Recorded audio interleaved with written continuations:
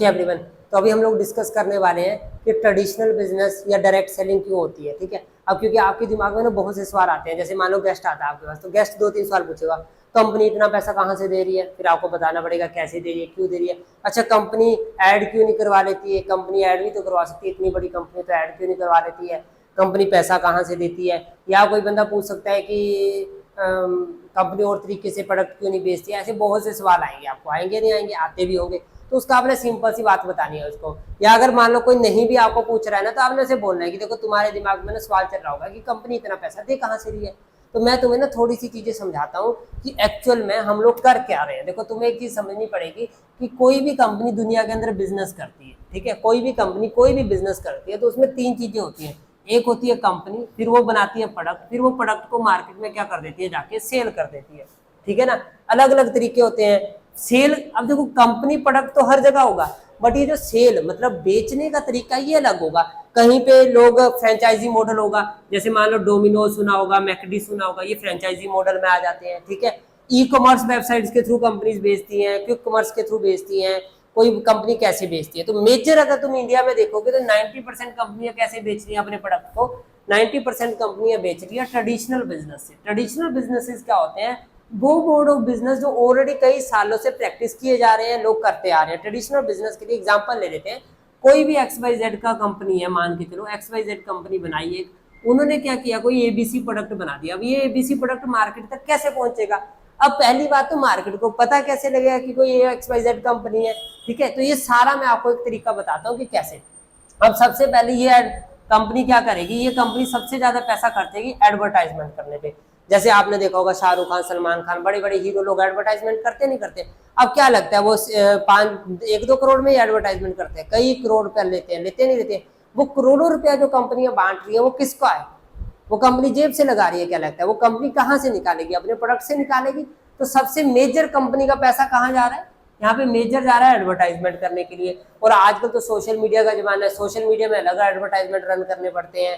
Social media के ऊपर आप देखते होंगे स्पॉन्सर्ड करके आ जाता होगा। ठीक है, तो एडवर्टाइजमेंट किया, फिर एडवर्टाइजमेंट किया। मान लो मैं मान के चलो आगरा में रहता हूँ, तो मुझे प्रोडक्ट चाहिए, तो मैं कहाँ जाऊंगा, मैं दिल्ली वाली कंपनी तो दिल्ली थोड़ा ना जाऊंगा, मुझे आगरा में प्रोडक्ट चाहिए। तब ये कंपनी क्या बेचेगी, अब ये होलसेलर के पास जाएगा। होलसेलर क्या होते हैं, अब कंपनी ने बड़े बड़े वेयर हाउस है, मान लो मैं आगरा में हूँ, मुझे देखो पार्ले जी का एक बिस्किट लेना है, तो पार्ले जी का बिस्किट से डायरेक्ट मुझे कंपनी नहीं दे रही है, पार्ले जी का बिस्किट कोई आगरा में कोई एक शॉप वाला होगा, उससे मुझे जाके मिलेगा, कोई एंड शॉप वाला होगा, उससे मुझे वो प्रोडक्ट मिला, कस्टमर को मिला।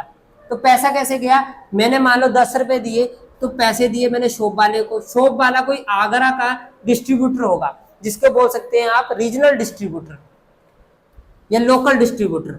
अब ये लोकल डिस्ट्रीब्यूटर ने पैसा लिया, अब लोकल डिस्ट्रीब्यूटर से कोई स्टेट पूरा जो होगा, पूरा यूपी पूर्वांचल को हैंडल करता होगा, कोई यूपी नॉर्थ साउथ वेस्ट, तो मान के चलो एक हो गया स्टेट डिस्ट्रीब्यूटर। अब स्टेट डिस्ट्रीब्यूटर से होगा कोई डिस्ट्रीब्यूटर होगा जो पूरे नॉर्थ देखता होगा, साउथ इंडिया देखता होगा, मिड इंडिया देखता होगा, ठीक है ना, ईस्ट इंडिया वेस्ट इंडिया देखता होगा।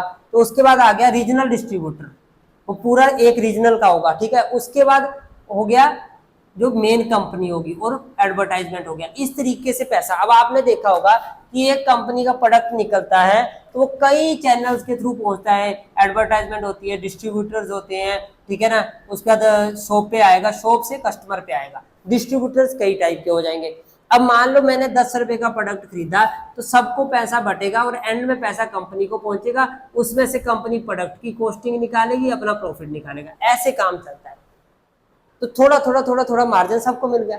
अब आज नहीं, 1-2 साल पहले नहीं, 70-80 साल पहले एक नया कंसेप्ट लॉन्च किया है, जिसको बोलते हैं network marketing, multi level marketing या डायरेक्ट सेलिंग। जिस प्रोफेशन के अंदर आप आने वाले हो, फॉरएवर लिविंग प्रोडक्ट्स, इसमें क्या है, अब मान के चलो यहाँ फॉरएवर लिविंग प्रोडक्ट्स कंपनी है, ये कंपनी के साथ सीधी आपकी आईडी बन गई, आप सीधे कंपनी के साथ जुड़ गए।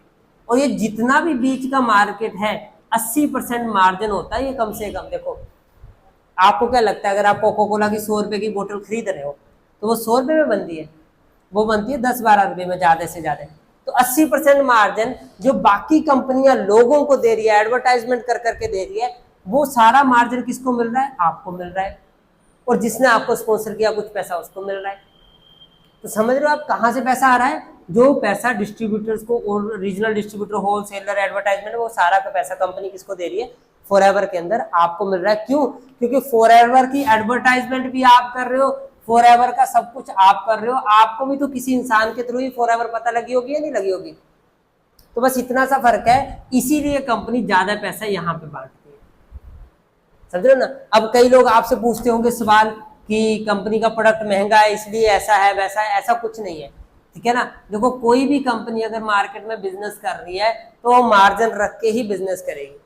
अब ऐसा तो है नहीं है कि एप्पल वाले अगर 10,000 का फोन बनाएंगे तो 10,000 का ही बेचेंगे, ओप्पो वाले 10,000 का फोन बनाएंगे 10,000 का बेचेंगे।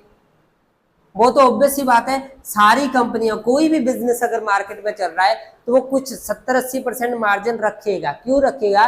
क्योंकि सिर्फ प्रोडक्ट की कॉस्टिंग नहीं निकालनी है उस कंपनी ने, टैक्सेस भी देने हैं, बहुत सी चीजें करनी होती हैं।